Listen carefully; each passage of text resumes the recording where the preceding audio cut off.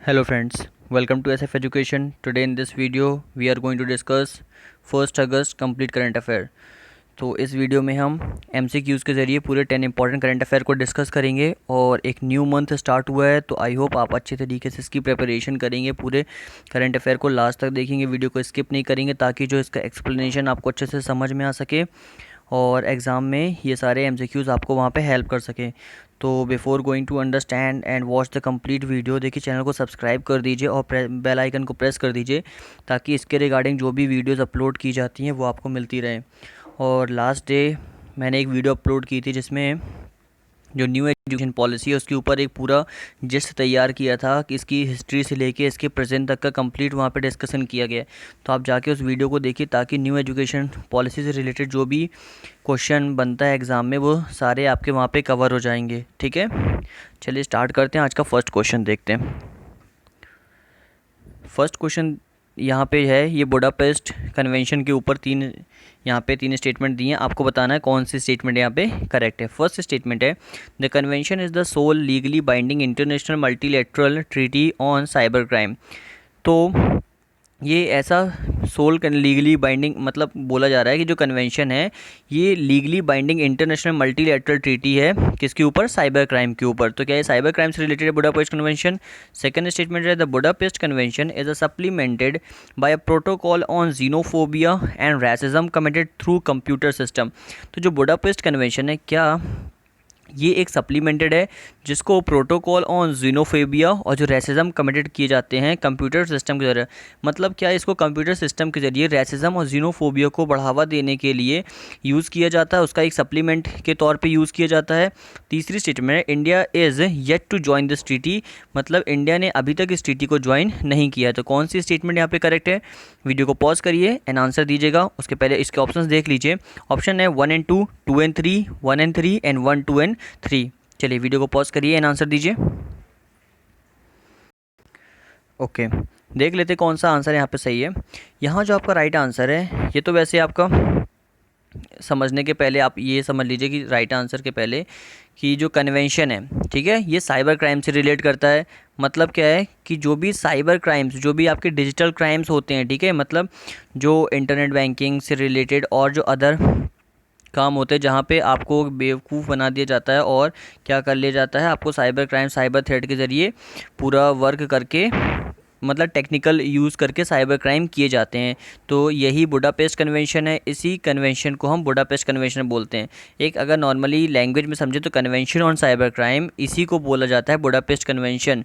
ठीक है, और जो बुडापेस्ट कन्वेंशन है ये फर्स्ट इंटरनेशनल ट्रीटी है जो सीकिंग करती है address internet and computer crime, जो साइबर क्राइम जिसको बोलते हैं, by harmonising national laws, improving investigative techniques and increasing cooperation among nations. ठीक है, तो नेशंस के बीच एक अच्छी खासी हारमनी बनी रहे, ठीक है, इन्वेस्टिगेशन अच्छे तरीके से हो सके, टेक्निक को मतलब अच्छी टेक्निक के ज़रिए नेशनल लॉज का पूरी तरीके से हार्मोनाइजेशन किया जा सके।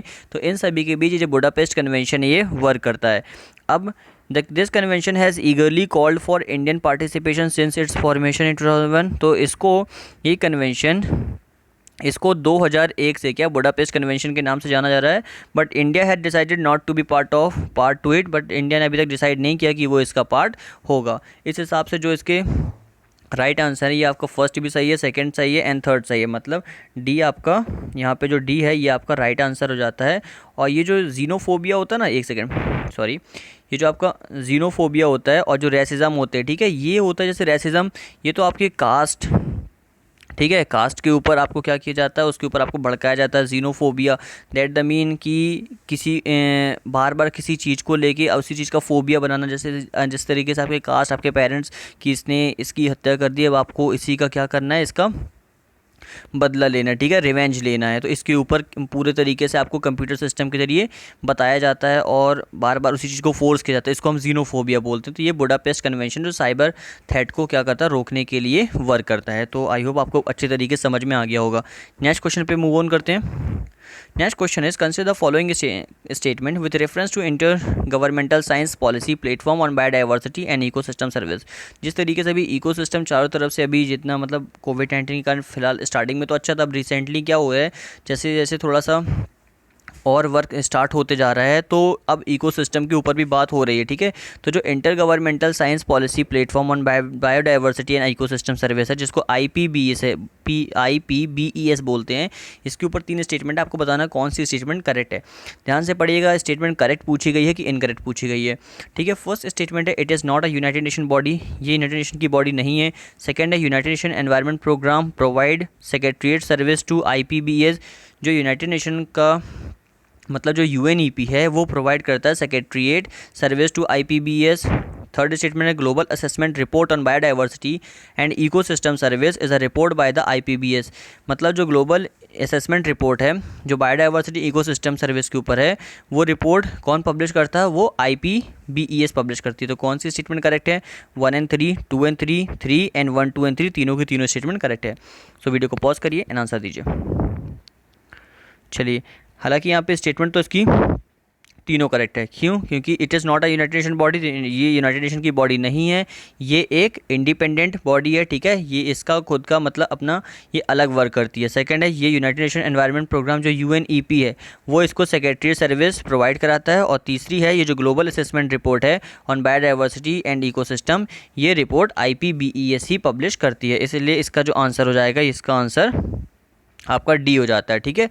थोड़ा सा और इसके बारे में समझ लेते हैं। इसको इस्टेब्लिश किया गया था पनामा सिटी में ऑन 21 अप्रैल 2012 को, किसके ज़रिए, बाय 94 गवर्नमेंट, ठीक है। 94 गवर्नमेंट ने इसको अप्रूवल दिया था, ठीक है। इसलिए ये है यूनाइटेड नेशन की, ये UN की बॉडी का पार्ट नहीं है, ठीक है। तो ये भी आपको याद रखना है। इस स्टेटमेंट घुमा के पूछ सकते हैं कि ये UN का पार्ट है, वहाँ पे आप इसको राइट कर देंगे और गलत हो जाएगा, ठीक है, क्योंकि UN is a big organisation. अब बताएंगे आप मुझे यूनाइटेड नेशन में कितने मेंबर हैं, ठीक है, कमेंट में मुझे ज़रूर बताना। तो ये कंप्लीट इसका जस्ट था। तो अगर आई होप आपको अच्छे तरीके से समझ में आ गया होगा। और जो IPBES है, ठीक है, ये एक इंडिपेंडेंट इंटर गवर्नमेंटल बॉडी, जैसा कि मैंने आपको पहले ही बता दिया, जिसको इस्टेब्लिश किया गया था स्टेट्स के ज़रिए, ताकि स्ट्रेंथन की जा सके साइंस पॉलिसी इंटरफेस को for biodiversity and ecosystem service के लिए, ठीक है। और जो कंजर्वेशन है और उनका sustainable use of biodiversity, long term human wellbeing and sustainable development, इन सभी चीज़ों को और ज़्यादा स्ट्रेंथन करने के लिए ये जो IPBES है इसको इस्टेब्लिश किया गया था, ठीक है। आई होप आपको अच्छे से समझ में आ गया होगा। और कोई डाउट हो तो प्लीज़ कमेंट में पूछ लीजिएगा। नेक्स्ट क्वेश्चन है with reference to Asian infrastructure investment bank, AIIB के ऊपर 3 स्टेटमेंट आपको बताना कौन सी स्टेटमेंट करेक्ट है। फर्स्ट है AIIB has more than 100 members nation, इसके पास 100 से ज़्यादा मेंबर नेशंस हैं। सेकंड है India is the only country to join a permanent seat on the bank's board of directors, तो इंडिया केवल पहली ऐसी कंट्री है जिसने जो इसके बैंक बोर्ड ऑफ डायरेक्टर्स के लिए परमानेंट सीट के लिए क्वालिफाई किया, मतलब उसको ये सीट मिल रही है, ठीक है। AIIB does not have any member from outside Asia, AIIB में कोई भी आउटसाइड एशिया का मेंबर नहीं है। तो कौन सी स्टेटमेंट यहाँ पे करेक्ट है, ऑप्शन है 1 only, 2 and 3, 1 and 3 and 1, 2 and 3, सारी की सारी स्टेटमेंट करेक्ट है। सो वीडियो को पॉज करिए एंड आंसर दीजिए। चलिए देख लेते हैं कौन सी स्टेटमेंट यहाँ पे करेक्ट है। यहाँ जो राइट आंसर है आपका वैसे तो A है, ठीक है। A मतलब फर्स्ट स्टेटमेंट बस राइट है, क्योंकि AIIB has more than 100 member, इसके अंदर 103 मेंबर हैं, ठीक है, प्रेजेंटली।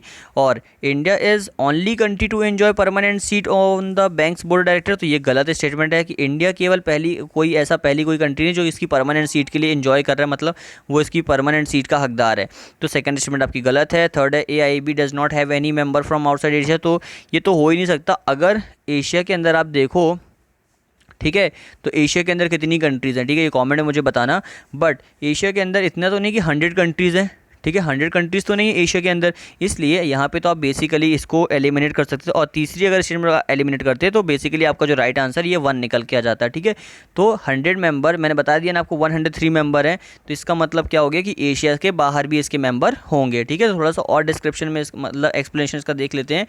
जो एशियन इंफ्रास्ट्रक्चर इन्वेस्टमेंट बैंक है, ये एक मल्टीलेटरल डेवलपमेंट बैंक है with a mission to improve social and economic outcomes in Asia, ठीक है। इसका मिशन क्या है, इसका मिशन है ताकि सोशल और इकोनॉमिक आउटकम्स एशिया के अंदर उसको और ज़्यादा बढ़ाया जा सके। इसका हेडक्वार्टर बीजिंग में है और इसको ऑपरेशन में लाया गया था जनवरी 2016 में and have now grown to 103 approve member worldwide. जैसा मैंने आपको बताया ना 103 मेंबर, तो इसके अंदर कितने 103 मेंबर है। अब India has been bank's biggest beneficiary, ये इंडिया जो है इस बैंक का सबसे बड़ा बेनिफिशरी रहा अभी तक, क्योंकि with a quarter of the AIIB approve project gear towards its development, ठीक है, इसके डेवलपमेंट के लिए काफ़ी ज़्यादा ये फ़ायदा पहुंचाता है। अब India has received the most funding of any country from the bank, तो इंडिया ने क्या किया है, अदर कंट्रीज़ के अलावा काफ़ी ज़्यादा यहाँ से फंडिंग रिसीव की है। जैसे अभी तक इन्होंने लगभग 4.35 बिलियन इतना इंडिया ने यहाँ से क्या कर दिया, इतनी फंडिंग को यहाँ से ले चुका है।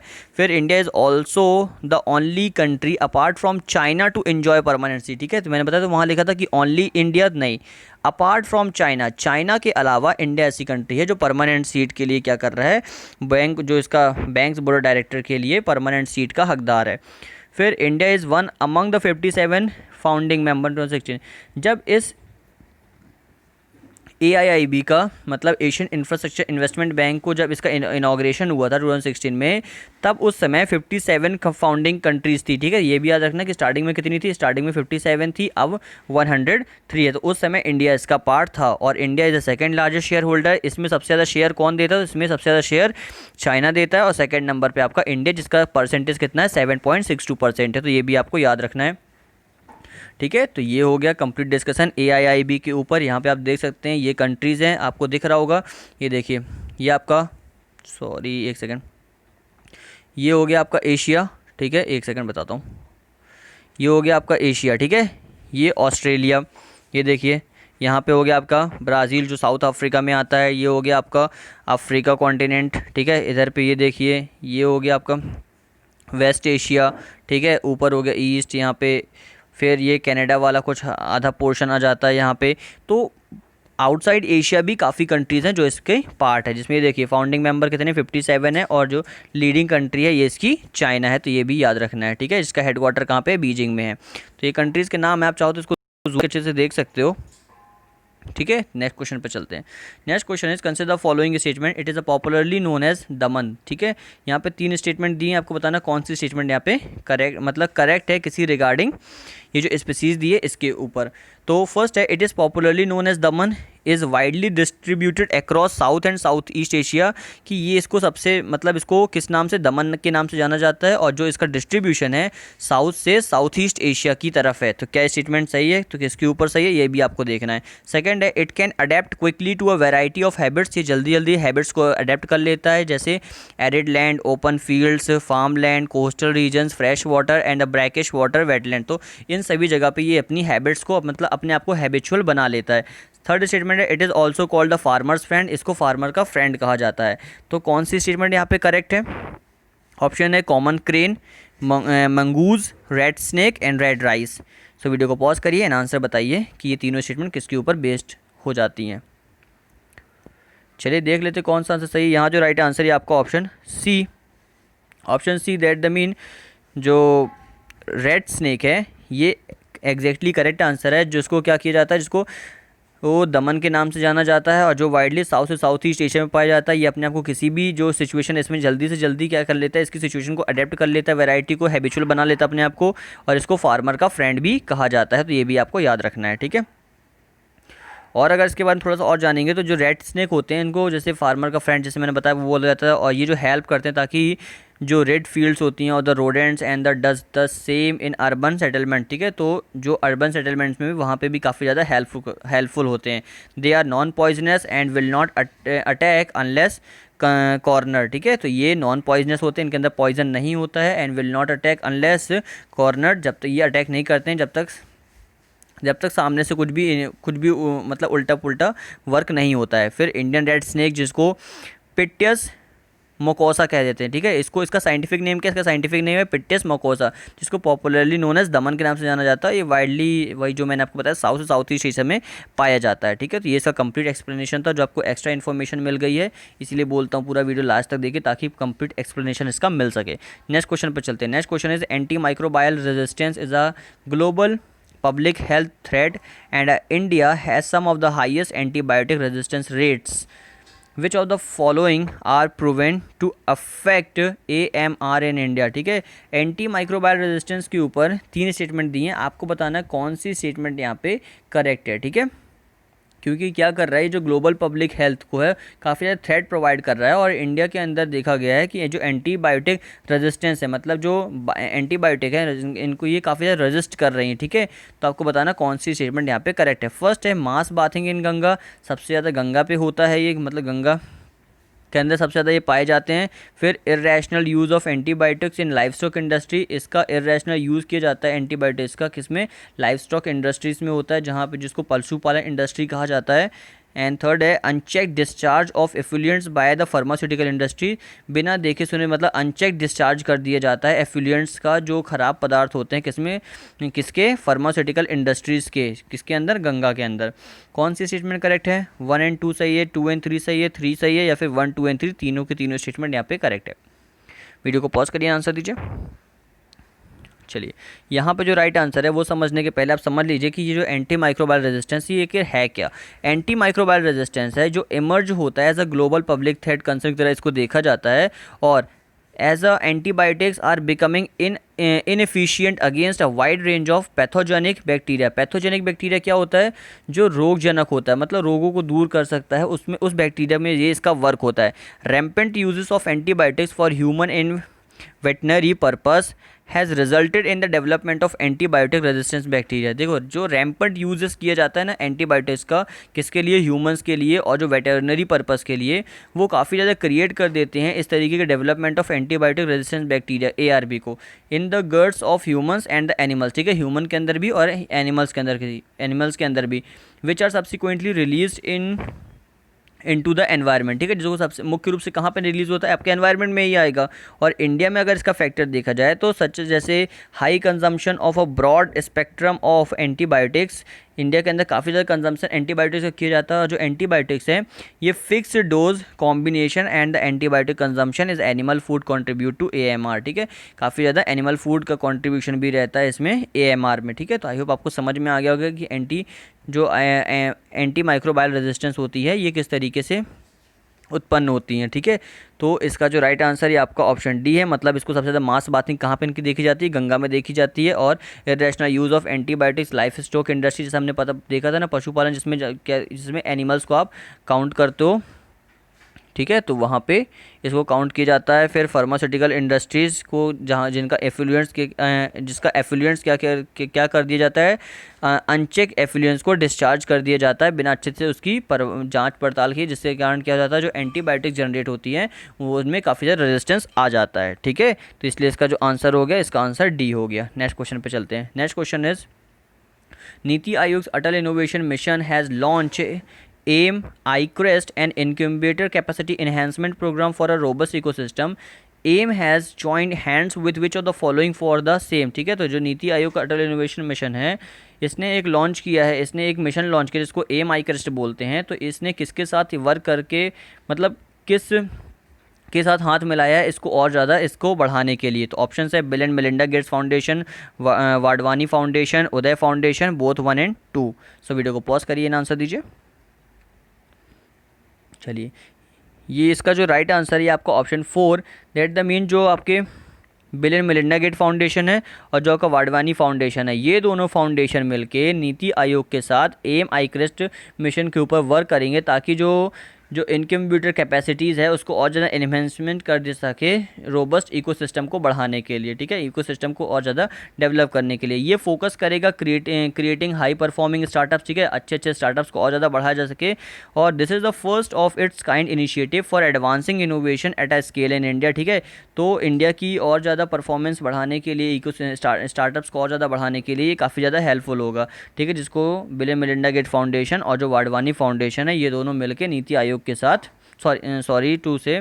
जो आपका अटल इनोवेशन मिशन है इसके साथ मिलकर क्या करेंगे, वर्क करेंगे। ठीक है, तो आई होप आपको समझ में आ गया होगा अच्छे तरीके से। और इसका जो फुल फॉर्म है ये भी याद रखना है, iCrest का फुल फॉर्म क्या है, incubator capacities enhancement programme for a robust ecosystem. तो ये इसका फुल फॉर्म है, ये भी याद रख लेंगे, कभी कभी डायरेक्टली पूछ लिया जाता है। नेक्स्ट क्वेश्चन पे चलते हैं। Next question is in July 2020 which of the following has Baird the registration of BS4 vehicle still further order. तो अभी जुलाई 2020 में किसने इसमें से क्या कर दिया जाए, बेयर कर दिया है, मतलब रोक लगा दी है रजिस्ट्रेशन करने के लिए BS4 मॉडल के व्हीकल्स के ऊपर। तो ऑप्शन है NITI Aayog, NGT, ministry of environment, forest and climate change and supreme court. So video को पॉज करिए एंड आंसर दीजिए। चलिए देख लेते हैं राइट आंसर क्या है। राइट आंसर यहाँ पे 4 है। तो अभी क्या किया गया है, जो सुप्रीम कोर्ट है उसने बेयरिंग कर दी है, मतलब बेयर कर दिया, वर्जित कर दिया है, रेजिस्टेंस दे दिया है, ठीक है, रजिस्ट्रेशन को रोकने के लिए BS4 मॉडल की व्हीकल्स को। ठीक है, उन्होंने बोला है कि जो रजिस्ट्रेशन किया जाता है जो BS4 मॉडल के व्हीकल्स को, इसको अगले ऑर्डर तक के लिए बेयर कर दिया जाए, रोक दिया जाए। It also express displeasure on the scale of large number of vehicles in March during Covid induced lockdown. ठीक है, अब क्यों कर दिया गया है, ताकि क्या कर सके, लोग ज़्यादा BS4 मॉडल की बाइक्स को परचेस ना कर सके, जो काफ़ी ज़्यादा क्या करें, पॉल्यूशन बढ़ाते थे। इसीलिए क्या किया जा रहा है, आपने फेज़ 2 का नाम सुना होगा। ठीक है, उसमें क्या किया जाए, इलेक्ट्रिक व्हीकल्स को काफ़ी ज़्यादा प्रोत्साहन दे रहे हैं, ताकि इसके ऊपर लोग पैसे खर्च करें और इन व्हीकल्स को परचेस करें।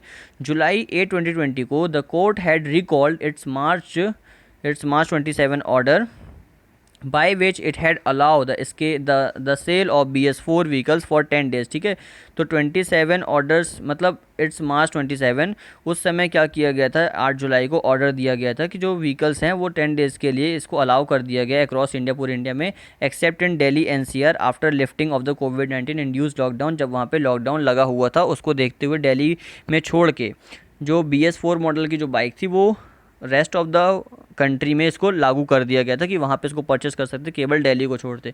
इसको पोल्यूशन को देख के ये सारा पूरा कंप्लीट जो ऑर्डर लिया गया था। ठीक है, तो ये भी आपको समझ में आ गया होगा। नेक्स्ट क्वेश्चन पे चलते हैं। Next question is the centre for augmenting WAR with कोविड-19 हेल्थ क्राइसिस, कवच जिसको बोलते हैं, has selected a startup based on which city to develop a Covid risk assessment mobile application. तो जो सेंटर ने अभी ऑगमेंटेशन दिया है वॉर का विद कोविड-19 हेल्थ क्राइसिस, जिसको कवच कहा जाता है। ठीक है, कवच की फुल फॉर्म हम याद कर सकते हैं, centre for augmenting war with covid health crisis. तो सेलेक्टेड अ स्टार्टअप, ठीक है, बेस्ड ऑन विच सिटी, तो इसको किस सिटी से अभी डेवलप किया जा रहा है, जो Covid risk assessment mobile application की तरह वर्क करेगा। ठीक है, जिसको डेवलप किया गया है Covid risk assessment mobile application के लिए। तो ये किस सिटी में इसको डेवलप किया गया है, ऑप्शन है पुणे, मुंबई, दिल्ली एंड बेंगलुरु। वीडियो को पॉज करके आंसर दीजिएगा। ठीक है, तो ये किस सिटी के ऊपर बेस्ड है, तो ये बेस्ड है आपका बेंगलुरु के ऊपर। ठीक है, तो ये आपको याद रखना है, बेंगलुरु सिटी के ऊपर ये आपका बेस्ड है। ऑप्शन 4 आपका राइट आंसर हो जाएगा। ठीक है, अब थोड़ा सा और इसके बारे में समझ लीजिए। जो द लाइफस कोविड स्कोर है has been developed by startup Acculi labs with support from the Department of the Science and Technology. It will detect the possible infection as an asymptomatic individual to prioritize the conventional testing quick। ठीक है, ये जो कवच है इसको select किया गया है बेंगलुरु की द्वारा, ताकि क्या कर सकें, जो कोविड रिस्क का असेसमेंट चेक किया जा सके मोबाइल एप्लीकेशन के द्वारा। ठीक है, जिस तरीके से इसके पहले एक ऐप आया था, ठीक है, जिसको एक और ऐप अभी गवर्नमेंट ने लॉन्च किया था इसके पहले। ठीक है, उसमें भी कवच की तरह ही कुछ फैसिलिटीज़ दी गई थी, जिसको आरोग्य सेतु आप बोलते हैं। ठीक है, तो उसमें जिस तरीके से वो मोबाइल से पूरा वर्क करता था, इसी तरीके से कवच भी क्या करेगा, आप मोबाइल से वर्क करेगा और आपको कोविड के जो असेसमेंट रिस्क है उससे क्या करेगा, बचाएगा। तो इसलिए यहाँ पे ये वर्क करेगा।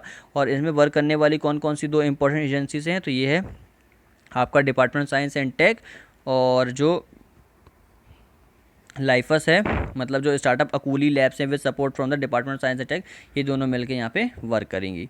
नेक्स्ट क्वेश्चन पे चलते हैं। Next question is in July 2020 an MOU has been sign between Unnat Bharat Abhiyan, Indian IIT Delhi and Vijnana Bharati new Delhi. तो UBA is a flagship national programme of which of the following ministry.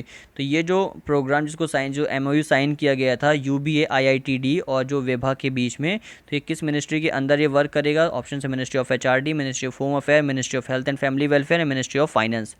Video को pause करिए and answer दीजिए। चलिए, यहाँ जो right answer है आपका ministry of HRD first answer है। मिनिस्ट्री ऑफ जो HRD है उसने ये मतलब ये दोनों जो उन्नत भारत अभियान है, जो फ्लैगशिप प्रोग्राम है, ये मिनिस्ट्री ऑफ एचआरडी के अंदर वर्क करेगा। ठीक है, ये प्रोवाइड कराएगा जो CSIR, इसको सेंटर जो council of scientific industrial research है, जो रूरल टेक्नोलॉजीज़ हैं फॉर उन्नत भारत अभियान के लिए, ताकि जो एक्सपेक्टेशन है, ठीक है, जो फाउंडेशन ले करने की cooperation and the joint action के लिए, ठीक है, वो जो आपका रूरल एरिया है वहाँ पे भी प्रोवाइड कराई जा सके, जैसे उन्नत भारत अभियान इस ये जो मिशन है इसको और ज़्यादा डेवलपमेंट इसका किया जा सके। ठीक है, तो ये याद रखना, जो उन्नत भारत अभियान IIT दिल्ली और जो विजना भारती, जिसको विभाग कार्य न्यू दिल्ली, इसके साथ ये MOU साइन किया गया था by the ministry of HRD के ज़रिए। ठीक है, अब Bharatiya AXA, next question is Bharatiya AXA general insurance has launch its crop insurance campaign, बहुत ज़रूरी है for farmer in which state. तो अभी जो भारतीय एक्सा जनरल इंश्योरेंस है, इसने एक कैंपेन लॉन्च किया है, बहुत ज़रूरी है। तो कहाँ पे इसको लॉन्च किया गया है, मतलब जो फार्मर से रिलेटेड है, तो इसको लॉन्च तो किया गया, तो किस स्टेट में इसको लॉन्च किया? ऑप्शन है महाराष्ट्र, गुजरात, कर्नाटका एंड बोथ 1 और 3। वीडियो को पॉज करिए, आंसर दीजिए। चलिए, यहाँ जो राइट आंसर है आपका ऑप्शन 4 है, मतलब महाराष्ट्र एंड कर्नाटका के अंदर बहुत ज़रूरी है, ये कैंपेन लॉन्च किया गया है जो फार्मर से रिलेट करेगा। ठीक है, ये जो कैंपेन है ये एनकरेज करेगा अबाउट देयर फील्ड प्रोटेक्शन, मतलब उनकी फील्ड प्रोटेक्शन के लिए और उनकी फाइनेंशियल सिक्योरिटी के लिए, जिसका एम ये है ताकि making the farmers communities aware of the relevance and the significance of crop insurance. ठीक है, उनको क्रॉप के इंश्योरेंस के बारे में रेलेवेंस पता चल सके उनकी, और उनका सिग्निफिकेंस पता चल सके, ताकि जो मिटिगेट्स कर सके रूरल डिस्ट्रेस को कॉज बाय क्रॉप फेलियर। तो क्रॉप फेलियर का जो रूरल डिस्ट्रेस होता है, वहाँ पर जो संकट आता है उसको क्या कर सकें, उस क्रॉप फेलियर से वो बच सकें। तो इसलिए जो बहुत ज़रूरी है ये कैंपेन, ये कहाँ लॉन्च किया गया है, तो ये महाराष्ट्र एंड कर्नाटका में लॉन्च किया गया है, जिसका एम क्या है, ताकि फार्मर्स को क्या किया जा सके, इसको उनके रिलेवेंस और उसके सिग्निफिकेंस को बताया जा सके। तो these were the today's 10 important MCQs। I hope it will give you lot of information, so please share the video to your all the friends so that they can get the complete information and the knowledge. ठीक है, ताकि उनको exam में इसके अच्छे तरीके से पूरा लाभ मिल सके, वो इसका लीवरेज ले सके। So thank you for watching, have a good day.